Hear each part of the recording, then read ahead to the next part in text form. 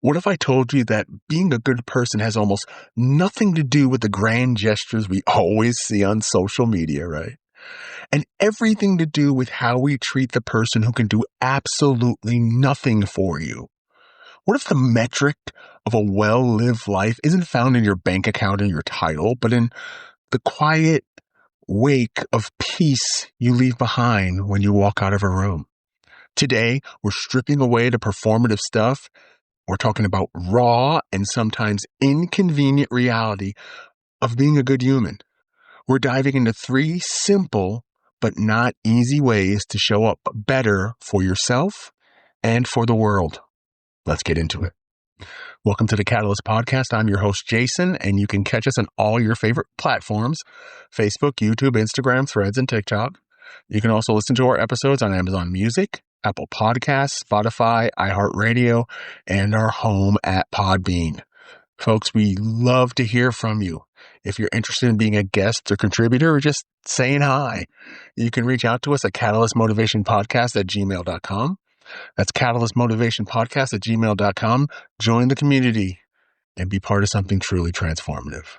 Welcome, welcome, welcome to episode 146, The Architecture of Kindness.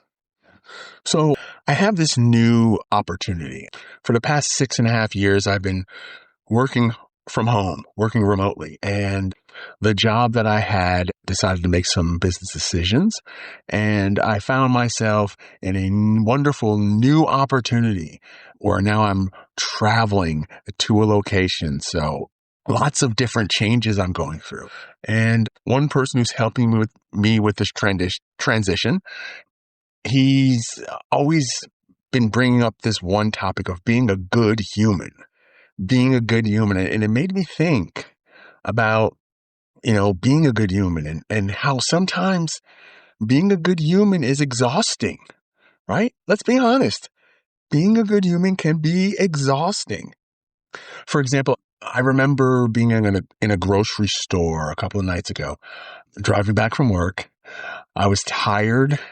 I was stressed out about this deadline because we're doing such a quick transition. And let's say the person in front of me was struggling to kind of get their stuff together, right? Like I'm looking at them and they're like, they've got the purse and they're throwing this and grabbing this and doing all these other things. And my inner dialogue was not of a positive light. It was cynical. It was impactfully judgmental. And I caught myself rolling my eyes. And in that moment, I realized that I chose efficiency over empathy, right? I wasn't being a villain, but I certainly wasn't being the person or the version of myself that I'd be proud of, right? We've all had those moments where our humanity feels like it's on a low battery, right? Think about it. Or think about that send button, right? We've all received that one email or text that just gets right under our skin, right? Our ego wants us to clap back to prove we're right and win the interaction. And we spend hours crafting a masterpiece of passive aggression. We feel powerful for about 10 seconds and then we feel small. We realize we traded our character for a punchline, right? It's messy. It's petty. And it's something that we've all done. The struggle isn't about being perfect. It's in the gaps between our reaction and our response. So, how do we bridge the gap? How do we build a good human framework that actually sticks? Well, if you're familiar with this program, you know what time it is. Grab your phone, grab your sticky notes, your pens, your papers, all that kind of stuff. We're going to give you some ways to help you be a good human. Are you ready? Okay, here we go. 3 ways to help you be a good human. Number 1, practice aggressive empathy. Practice aggressive empathy.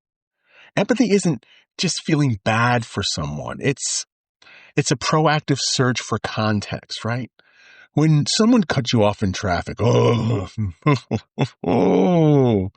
Aggressive empathy assumes that they might be rushing to the hospital, right? Not that they're a jerk. They're choosing the most generous interpretation of someone else's behavior, right? It's a gift you give yourself because it keeps you from living in a state of constant resentment. That is one thing that getting back to working at a location that I've really had to work on, because I've had shouting matches in my car driving on the roads. And I've really caught myself in like, what are we doing right now? What are we doing? Why are we getting ourselves all worked up over this? You know what? Why don't you slow down, get in the middle lane or get over in the far right-hand lane and just relax. You'll get there. All right. So practice aggressive empathy. Here comes number 2. It's the invisible hand rule. The invisible hand rule. A huge part of being a good human is doing the right thing when there is zero chance of reward, right? Big one for me, you're a good human when you return your shopping cart, okay? You want to be part of a productive society when you return your shopping cart, right? You see a piece of trash, you pick it up. You leave a space better than you found it, right? When you do things for the invisible audience, you own your conscience. You're building a level of self-respect that no amount of internal praise can buy. Small little things, opening up a door, letting a car pass, or letting them turn before you turn. Small little things. Here, go in front of me. You only have 2 items. It's a small little thing, but it makes all the difference in the world. Finally, number 3, master the graceful correction. Master the graceful connection. I'm sorry, correction. Master the graceful correction. Okay? So being a good human doesn't mean being a doormat. Okay? It means when you do have to set a boundary or call someone out, you do it with the intent to restore, not destroy. It's the difference between saying you're wrong and saying, help me understand where you're coming from because I see it differently. You protect your dignity and the dignity of the other person while standing in your own truth. Here's the thing. The cool part is being a good human is actually a biological hack. Scientists at the University of Zurich found that even small acts of generosity trigger the brain, which basically it reacts in internal glee. It releases dopamine and oxytocin, the same chemicals that make you feel loved and safe. So being a good human makes you feel better, makes you feel safe. Essentially, your brain is hardwired to reward you for not being a jerk. It's kind of like the universe's way of saying, hey, thanks for being cool. Here's a hit of some good stuff. And it's the only time in our lives where we're paying it forward, right? And it actually results in immediate cashback rewards for your soul. We're basically designed to be kind, which makes our occasional grouchy neighbor phase even funnier. I'm dealing with someone who's above me and I'm trying to give grace and I'm trying to be peaceful with this person, right? I want to be happier. So I try to do things to make the tension ease up. Because when we do that, it really helps us. I lived in that anger. I lived in that anger for so many years. I truly believe it's what brought my cancer around, right?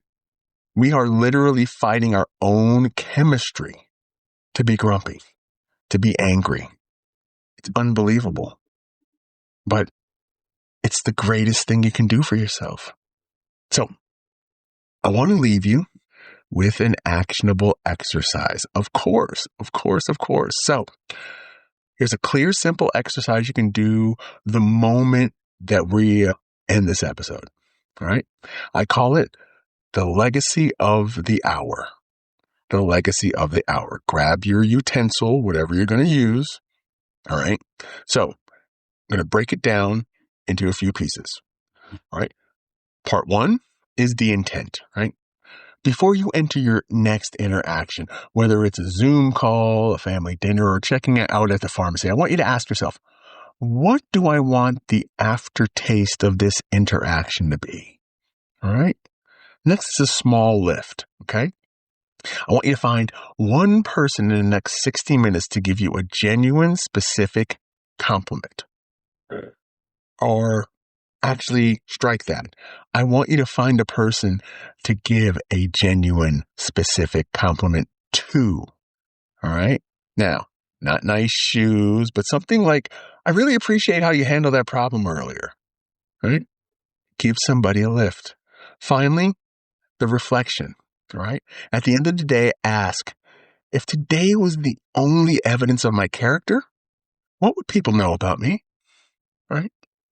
Being a good human isn't a destination you reach. It's a trail you blaze, and you blaze it one small step at a time. And you can do it. You can do it. You have it in you to do it. So go out there. Go out there and leave the world a little warmer than you found it. I want to thank you. Thank you so much for listening to the Catalyst Motivation Podcast. Hey, listen, if this hit home for you, please make sure to share, like, subscribe. And if it seems like it's something that somebody might need, why don't you share it with them? All right. You can follow us on Facebook, YouTube, Instagram, Threads, and TikTok for even more inspiration. Don't forget about that book, The Ways of Compromise. It's out now, and you should pick it up. Okay. All right. So, man, I keep looking at the feedback of where we're getting listeners from, and it's absolutely amazing. Absolutely amazing. From all over the world, from every corner of this planet. It's so amazing, and I'm so appreciative. Thank you so much. Keep continuing to listen. Keep continuing to share it. I want to thank you for listening to episode 146 of the Catalyst Motivation Podcast. We look forward to seeing you next time for episode 147. So we have throwback episodes every Monday and new episodes every Wednesday. So I will see you next Wednesday for episode 147. Go be great.